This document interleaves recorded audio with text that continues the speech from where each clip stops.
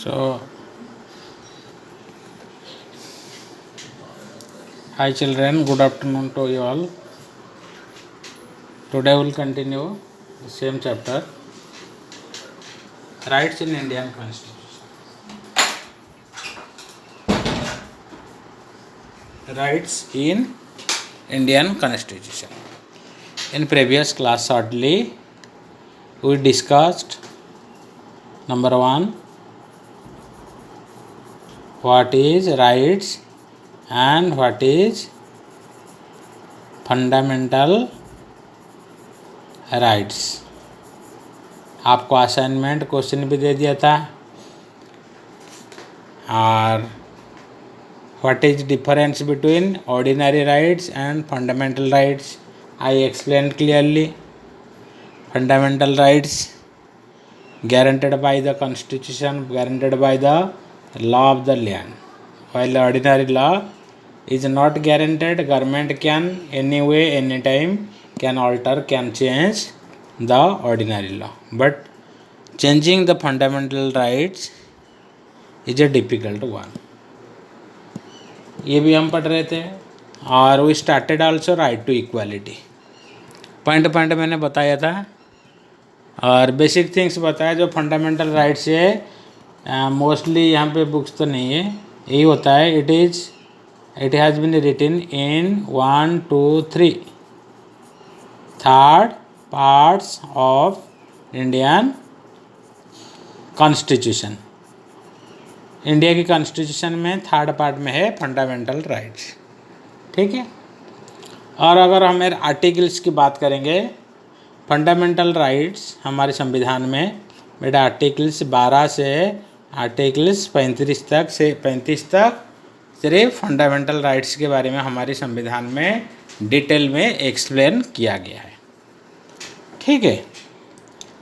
और हमें जो राइट्स पढ़ेंगे अभी आर्टिकल वाइज बुक्स में तो ये नहीं, बट आर्टिकल्स जो होता है that is the important thing. Mostly competition हम जाते हैं और कोई भी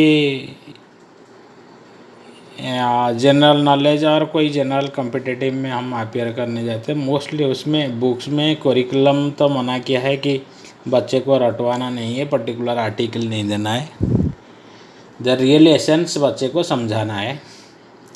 but in every competitive it is asked that कि फंडामेंटल राइट्स कौन सी पार्ट में है. All peoples are equal before the law. In which part, in which article it has been mentioned? So आज मैंने आपको जो कल दिखाया था फंडामेंटल राइट्स के बारे में, आज मैं डिटेल बता दूंगा और लिखवा भी दूंगा कि कौन से आर्टिकल में क्या है. सो इतना है shortly. Article from 12, 13 has been mentioned about the Indian Constitution. It has been mentioned about the rights of citizens, that is about fundamental rights. अब मैं दिखाता हूँ इनिशियली कि वो आर्टिकल्स क्या क्या है और कहाँ से आर्टिकल. सेम पेज हम देखना है. मैं दिखाता हूँ आपकी बुक्स में है, ये पेज नंबर 30 में आप देखोगे. पेज नंबर 31 में देख लेना और उसमें लिख भी लेना. ये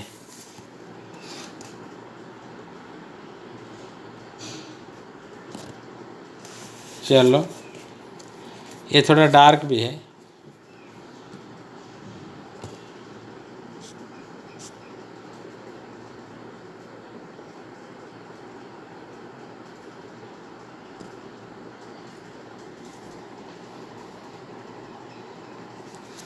राइट टू इक्वालिटी, इसमें आप देख सकते हो बेटे 1, 2, 3, 4, 5 पॉइंट्स है.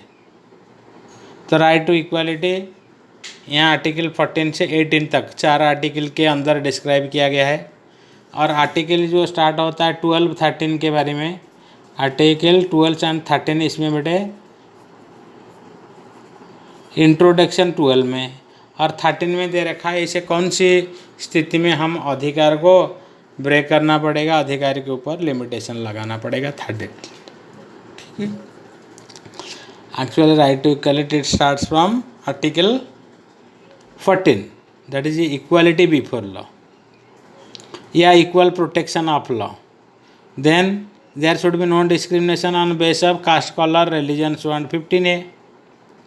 15 के बाद 16 equal opportunity in public employment, government employment के लिए सभी की equal opportunity. Abolition untouchability article 17, ये इंपॉर्टेंट है, मोस्टली कंपटीशन में यही आता है कि आर्टिकल 17 क्या होता है, या हमारे समाज में जो छुआछूत को अनटचेबिलिटी को हम हटाते हैं, ये कौन से आर्टिकल में है, या ये अनटचेबिलिटी को कौन से अधिकार के अंदर, राइट टू इक्वलिटी के अंदर लेके आते लिया जाता है। हाँ, और आर्टिकल 18 एबोलिशन ऑफ टाइटल, कल जो मैंने बताया था अलग अलग प्राइवेट टाइटल्स को सरकार की तरफ से हटाने के प्रोविजन से, ये हो गया। आज हम पढ़ेंगे राइट टू फ्रीडम। आज हम पढ़ते हैं राइट टू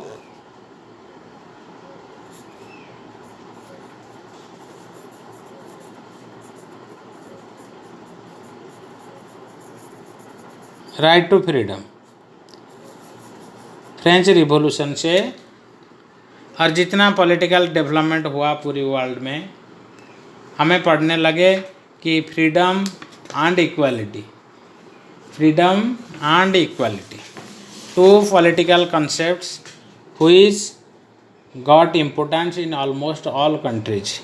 सभी कंट्री में फ्रीडम और इक्वालिटी, बेटे ये दोनों टर्म है, दोनों कॉन्सेप्ट है जो फ्रांस रिवॉल्यूशन 1789 से स्टार्ट करके इवन 21st सुपर सेंचुरी तक it has gained importance in each and every democratic aspire. Democratic country छोड़ो, नॉन डेमोक्रेटिक कंट्री में भी फ्रीडम इक्वालिटी की इम्पोर्टेंस की है, सभी की होना चाहिए। एंड सेकेंड थिंग होता है फ्रीडम एंड इक्वालिटी, बेटे they are inter related, they are inter related, हर वर्ड एक दूसरे से रिलेटेड है, they are not isolated. Freedom का मीनिंग ही इक्वालिटी के साथ और इक्वालिटी की मीनिंग ही फ्रीडम के साथ जुड़ा होता है। चलो ये हम पढ़ेंगे राइट टू फ्रीडम, आज़ाद, जो आज़ादी हमें व्यक्ति विशेष की एक्सेलेंसी, हमारी personal development, personal growth in society को गारंटी दे सकता है, उसी प्रकार की आज़ादी। और उसी प्रकार की आज़ादी में भी तो बहुत सारी है। अब हम पॉइंट वाइज पढ़ते हैं। Right to life and personal, इसमें पॉइंट है, राइट टू फ्रीडम है। नंबर 1 पॉइंट है right to life and personal, right to life and personal liberty.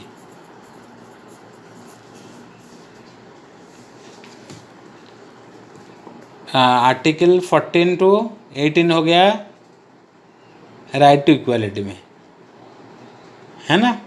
और आर्टिकल 19 to हम देखेंगे 19 to 22, ये होता है आर्टिकल्स 19 to 22, 19, 20, 21, 22, इसमें भी 4 आर्टिकल्स जुड़ा हुआ है राइट टू फ्रीडम में। अब हम देखेंगे ये फ्रीडम वाला क्या है। फर्स्ट आता है right to life and personal liberty. चलो इसको हम पढ़ देते, लेकिन ये आता है आर्टिकल 19 में।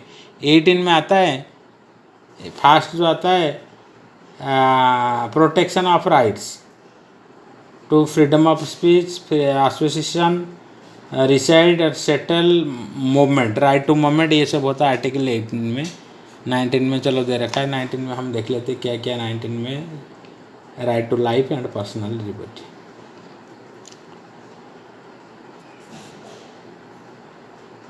हमारा समाज में हमें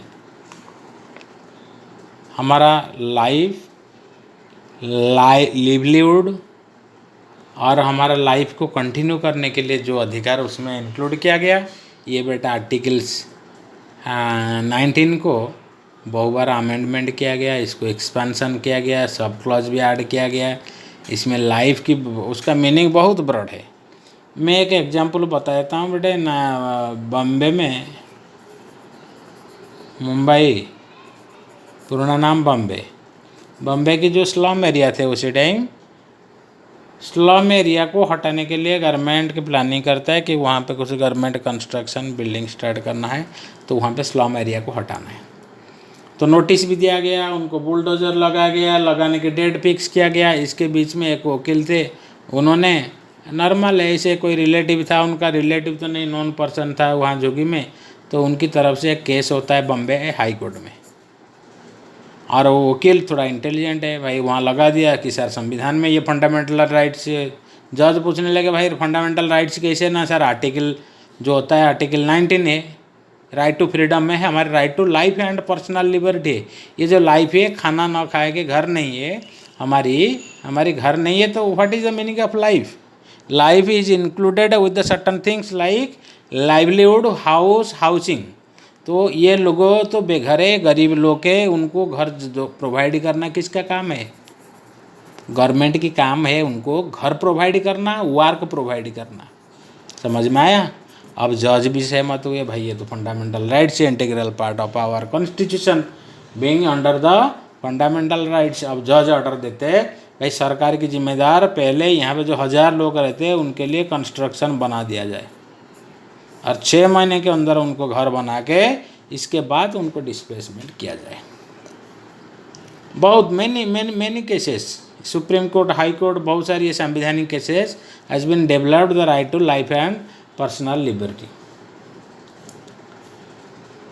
और इसमें बेटे और भी जोड़ दिया गया, life of arrested person, the rights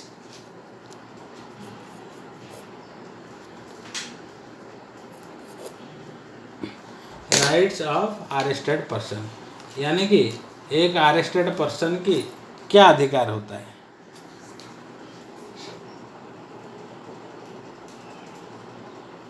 of N arrested person,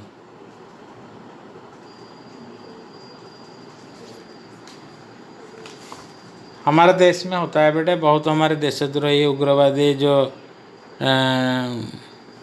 Mumbai blast में है, वो कसाब जैसा केस बहुत होता है। कसाब तो जानते हो आप लोग, अरे जिसको देश में फांसी दिया गया, जो हमारे देश की देशद्रोह था, टेररिस्ट एक्ट के हिसाब से अरेस्ट किया गया। तो देखो बेटे, Kasab was suppose to be the hero in our country के उग्रवादी। आपने उसके ऊपर बहुत सारी पिक्चर भी देखा होगा, मुंबई अटैक, नाना पाटेकर, किसी प्रकार की आप इमेजिन कर सकते भाई, हम तो पूजा करते हैं, कोई टेररिस्ट है भाई, वहाँ पे देना देना देर उसको फाइनलाइज कर दो बॉर्डर में। उसी टाइम उसको पकड़ो, हीरो बनो, मीडिया लोग इसको हीरो बनाते थे भाई। 3 स्टार वाला इंस्पेक्टर 3 उसके पीछे रहते थे। देखो कितना सुविधा, हमारे गवर्नमेंट कितना सफ़र कर रहा है। हमारी गवर्नमेंट की, देश की जो हेड होता है, जो लीगल हेड होता है, सुप्रीम कोर्ट, गरीब लोग के लिए जो हमेशा बंद रहता है। इट वाज ओपन 12 नाइट में, रात को सुप्रीम कोर्ट खुल जाता है कसाब को बचाने के लिए। भाई कसाब है क्या है, हमारे देश में है क्या है, कई बार हमें सोचते हैं। मैं इसीलिए कह रहा हूँ कि certain things has been expanded from this rights.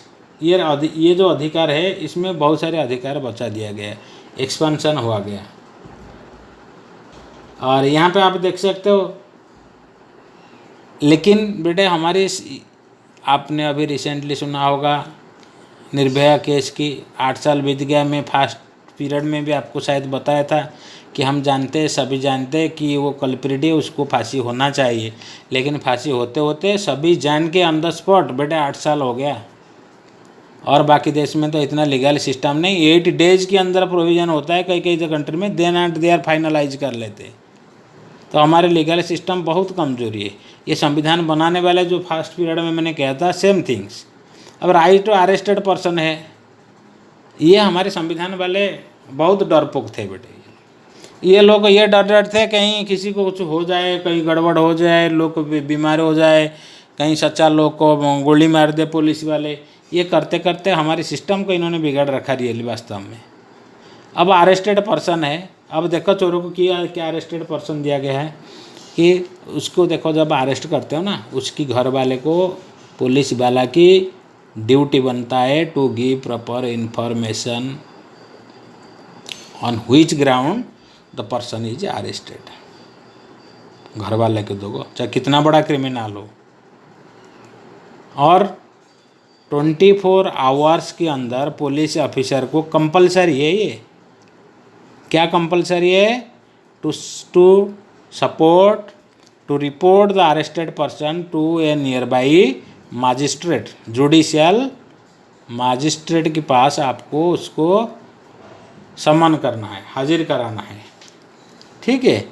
और अगर लोग गरीब है, इनकैपेबल है पैसा फाइनेंशियल मैटर में, तो गवर्नमेंट की जिम्मेदारी हो, ये जिम्मेदारी होता है उसके लिए लॉयर फ्री ऑफ कॉस्ट में प्रोवाइड करना है। देखो एक अरेस्टेड क्रिमिनल को कितना हमारे देश में कितना सुविधा है।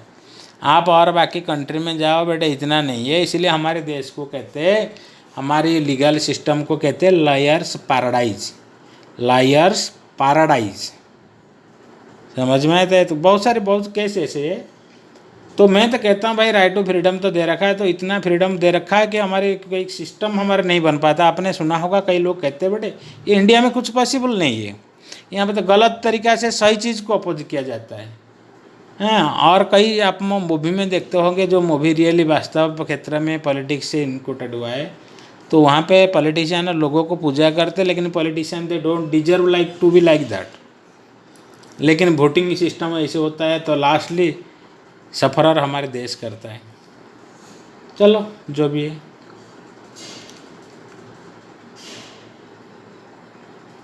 अब हम पढ़ेंगे राइट टू, ये सब राइट टू फ्रीडम बेटा अंडर हम पढ़ रहे हैं right to freedom life and, ये 19 वाला पढ़ रहे थे हमें। ये कौन से आर्टिकल? आर्टिकल नंबर 19 हम पढ़ रहे थे। अब हम पढ़ेंगे थोड़ा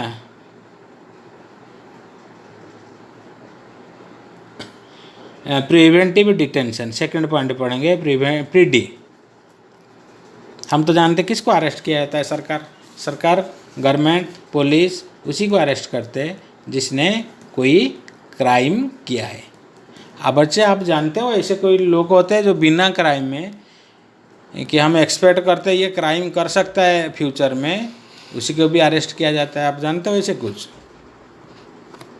हमें एक्सपेक्ट कर सकते हैं, एक्सपेक्टेड दैट ही और she will carry out a crime in near by future, तो उसी को वो क्राइम न करते भी गवर्नमेंट उसको अरेस्ट कर लेता है। और ये होता है प्रिवेंटिव डिटेंशन। ये पुलिस वाले 3 मंथ तक बेटे कोई भी व्यक्ति को बिना कारण में, जो आप पढ़ रहे थे कौन से रॉलट एक्ट में पढ़ रहे थे, ये अरेस्ट कर सकता है अगर आप भी क्राइम नहीं किए। ये कौन से केस में होता है? आपके एरिया में प्राइम मिनिस्टर आते हैं, बेहरोड हो, कोटपुतली हो फॉर एग्जांपल, और आप हिस्ट्री सीटर हो बेटे। हिस्ट्री सीटर मतलब आपके नाम में बहुत सारे केसेस हैं। तो थाने वाले क्या करेंगे? आपको प्राइम मिनिस्टर अगर 10 तारीख को आ रहे, आज 1 तारीख को आए, तो आज और कल 2 तारीख के अंदर जितना हिस्ट्री सीटर है, जितना जिसका क्राइम है, सस्पेक्ट है, सभी को बिना कारण में अरेस्ट करके जेल में डालेंगे। यहाँ पे जेल नहीं, they will be sent to nearby jail to Jaipur. आप बताओगे सर ये तो चोरी नहीं किया, क्राइम नहीं है, किसका शादी में थे, घर पे कोई सो रहा था, how they are arrested be under a PD, preventive detention. कि ये उम्मीद है कि ये लोग नियर बाई फ्यूचर में बेटे क्राइम कर सकते हैं। ये पीडी समझ में आ गया? Preventive detention. और बेटे हमें देखते हैं कई जगह में प्रिवेंटिव डिटेंशन की मिस यूज होता है, मिस यूज। पुलिस वाले कई और बाकी केस में पीडी को लगा देते हैं, लीडर की इंटेंशन के पीडी में लगा देते हैं। आप एक मंत्री है, आपके किसका पर्सनल ग्रज है, पर्सनल मतलब दुश्मनी है, आप पुलिस पावर है, पुलिस को आप कह सकते हैं भाई इसके खिलाफ अरेस्ट कर ले उसको, मुझे चाहिए उसको 2 महीने तक जेल में। देखो मैं बेचारा हूँ, आपकी कोई क्राइम नहीं किया, बट आप होते हो क्या है पॉलिटिकल लीडर, आप दबाव डाल सकते हैं पुलिस के ऊपर कि इसको अरेस्ट कर, और पुलिस भी उसी को पीडी के अंदर भी अरेस्ट कर सकता है। कैसे सिस्टम है, लूप होल देख सकते हो हमारी लीगल सिस्टम की। और ये ज़रूरत पड़ने पर और 3 मंथ भी एक्सटेंशन हो भी सकता है। और ये स्पेशली हमारे देश में टेररिस्ट एक्टिविटीज़ को और एंटी सोशल एलिमेंट्स को मिटिगेट करने के लिए ये सिस्टम हमारे संविधान में बना गया था। अदर फ्रीडम्स और बाकी फ्रीडम जो, चलो मैं आर्टिकल्स 19 ये नहीं है, ये आता है आर्टिकल्स 20 है। 19 में बेटे क्या होता है मैं बताता हूँ। आर्टिकल्स 19 है कि आपकी राइट टू मूवमेंट है, आप देश में कोई कोने से कोई कहाँ तक जाके आप मूवमेंट कर सकते हो, गवर्नमेंट को रोकना नहीं। जम्मू तमिलनाडु जा सकते, इसमें कुछ रेस्ट्रिक्शन था बेटे। जम्मू एंड कश्मीर, आप जम्मू कश्मीर जाते थे उसी टाइम देखो वैष्णो माता जाते होंगे, आपको सर्टन अधिकार जैसे आपकी मोबाइल तुरंत बंद हो जाएगा। जम्मू कश्मीर जाके वहाँ पे आप दो प्रॉपर्टी नहीं खरीद कर सकते, जो 370 था, यू नो वेरी वेल। इसको तो हटा दिया गया चलो। But now days equal right सभी की, सभी स्टेट्स की, सभी यूनियन टेरिटरी होता है, हमें कहीं पे भी जाके अपना बिजनेस कर सकते हैं। और राइट टू सेटलमेंट, हम जाके कहाँ पे भी परमानेंटली सेटल हो सकते हैं, घर बना सकते हैं। राइट टू बिजनेस, मैं भाई तमिलनाडु की, मैं जाके पंजाब में बिजनेस कर सकता हूँ, इसमें कोई, ये मेरा फ्रीडम है, इसमें कोई रेस्ट्रिक्शन नहीं है। Freedom to speech and expression, मेरा जो आइडिया है, मेरा जो सोच है, चाहे वो गवर्नमेंट के खिलाफ हो, चाहे मीडिया के खिलाफ हो, चाहे वो पॉलिटिकल सिस्टम के खिलाफ है, बट मेरा अधिकार है, मेरा आइडिया को मैं फ्रीली एक्सप्रेस कर सकता हूँ, मेरा ओपिनियन को लोग को बता सकता हूँ, मेरा ओपिनियन को print media, television, print media में एक्सप्रेशन करने की मेरा अधिकार है। मेरा कोई सोच को गवर्नमेंट के इसमें कोई रेस्ट्रिक्शन नहीं कर सकता है। लेकिन बेटे इससे इट हैज़ इट्स लिमिटेशन। आप तो देखते होंगे JNU यूनिवर्सिटी हो और क्या है, नायिका हो और कन्हैया कौन कौन है, you can visualise all the things. Right to speech किसी प्रकार की मिस यूटिलाइज होता है, राइट में मेरा अधिकार है, मेरा अधिकार में भड़काऊ भाषण दे सकता हूँ, लोग को भड़का सकता हूँ। हमारे इंडिया में तो लोग ऐसे अनपढ़ है, मतलब पढ़ा लिखा बेवकूफ़ भी होता है, उनको मोटिवेट करना धर्म के ऊपर, पर्टिकुलर इश्यू के ऊपर, it is very easy. Politician वही करते बेटे, वही इशू बनाते फालतू में, और लोगों को मरवाते, खुद मरवाते, इसको इशू बना के भाषण दे के इलेक्शन में लड़ते, और लोगों की भगवान, जो मैं कह रहा था, लोगों के भगवान जैसा वो बन जाते। तो हमारी इसमें भी लिमिटेशन है भाई। देश की सुरक्षा मामला जहाँ आ जाता है, एवरीथिंग कम्स ऑन लिमिट। देश की सुरक्षा मामला आ जाता है, ये सारे फंडामेंटल राइट्स को कैंसिल कर दिया जाएगा। देश की सुरक्षा मामला आता है तो आप उसी टाइम फ्रीडम स्पीच एक्सप्रेशन नहीं बोल सकते। डिफेंस हेडक्वार्टर में, डिफेंस सीक्रेट सर्विस में आप जाके फ्रीडम ऑफ एक्सप्रेशन कर सकते हो। गोली मार देंगे वहाँ डिफेंस वाले, छोड़ेंगे आपको? थोड़ी नहीं छोड़ते, because it is a matter of internal security matters. वहाँ पे ये प्रेस वाले की, ये फ्रीडम वाला वहाँ सिस्टम नहीं होता है। तो सर्टन सिस्टम आर देयर।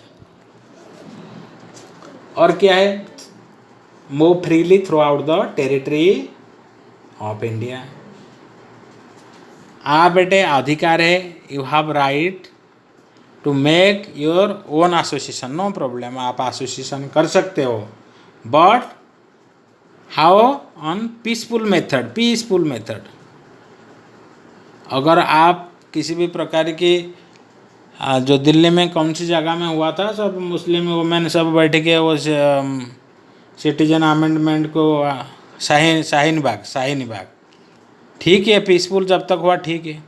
अगर देखा जाता है वहाँ पर थोड़ी सी किसी भी प्रकार की वायलेंट एक्टिविटी होता है, तो वो धारणा को, वो जो डेमोन्स्ट्रेशन को सरकार की, पुलिस के अधिकारी वो भगा सकता है। अभी कोरोना की अकाउंट में वो आ गया शाहीन बाग, और कोरोना की एक्टिविटीज़ के द्वारा इसको हटा दिया गया। चलो, थैंक यू चिल्ड्रन। हम कोई बात नहीं, हम थोड़ा कंफर्टेबल हो जाए सभी लोग की बुक से, नहीं शायद हम कल एक मेहता सर के साथ मिलके आपके साथ थोड़ा इंटरेक्ट करेंगे। हमें भाई फेस टू फेस आप लोग को बेटे जाना नहीं, मैंने तो आज एक दो बच्चे को भी कांटेक्ट भी किया था। जब तक हमें एक दूसरे को क्लोज, चाहे टीचर स्टूडेंट को अच्छे से जान नहीं पाते हैं, थोड़ा कंफर्टेबल फील नहीं कर सकता है। हो सकता है कल हमारी जूम मीटिंग के through will interacted with all the new students. हम आपको अच्छे से वेलकम भी नहीं कर पाए, ऐसी स्थिति है। हाँ, लॉकडाउन हो गया, नो प्रॉब्लम। चलो, थैंक यू वेरी मच। और मैं कुछ देता हूँ यहाँ पे असाइनमेंट, 2-3 क्वेश्चन डेट वाइज कर लेना। Thank you very much.